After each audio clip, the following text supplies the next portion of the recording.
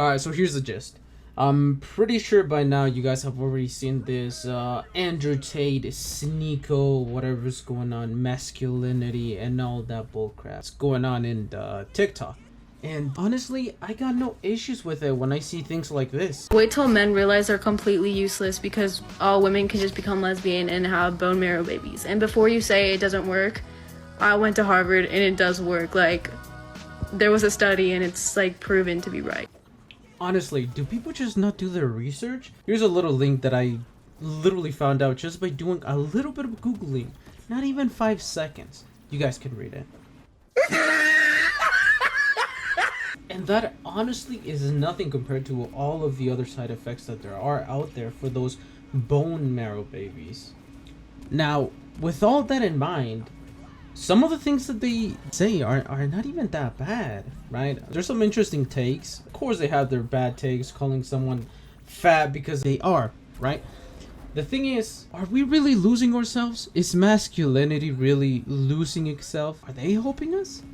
And of course, it is just a question. At the end of the day, I have to be biased on this. But let me show you some things and tell me what you think about it.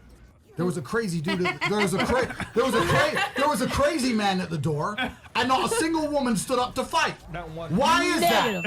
Why is that? I mean, I thought we were equal. Now, I'm not saying he's got a point, but he's got a point. Most females that I know, if anything, they will throw me under the bus to do some stupid shit like that.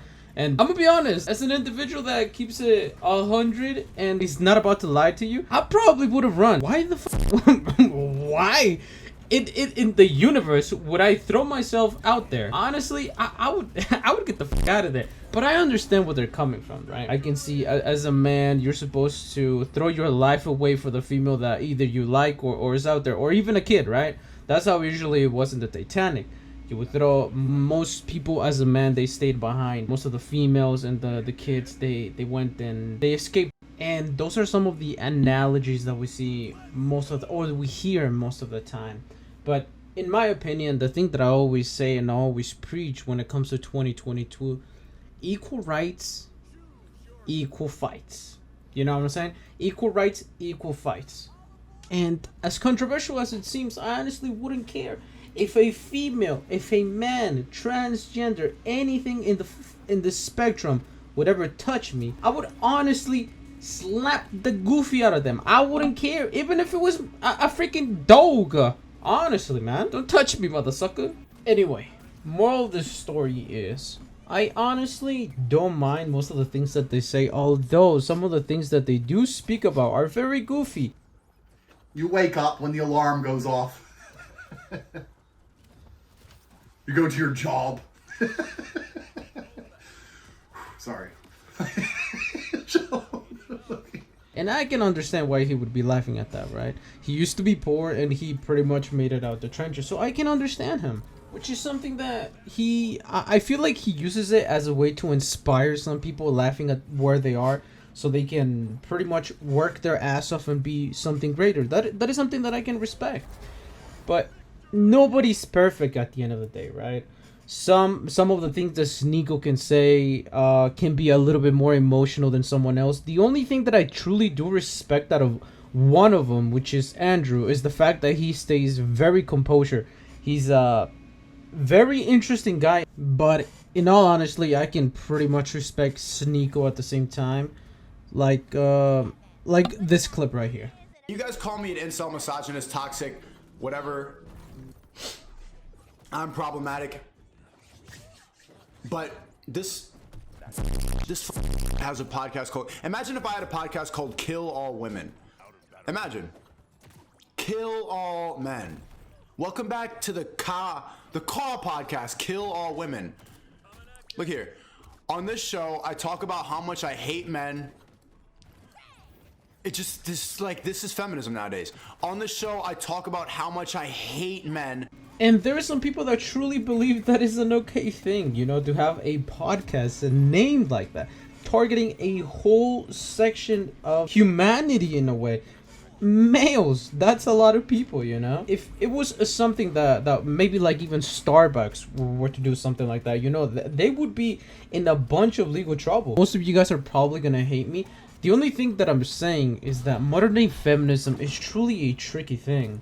Are they truly working for equality, or are they just working for their own favors, right? That's pretty much what it seems like nowadays, especially with the LGBTQA plus community. They just seem odd. Who? A lot cares? of people. I'm kidding, I love y'all, but please don't be like this person, okay?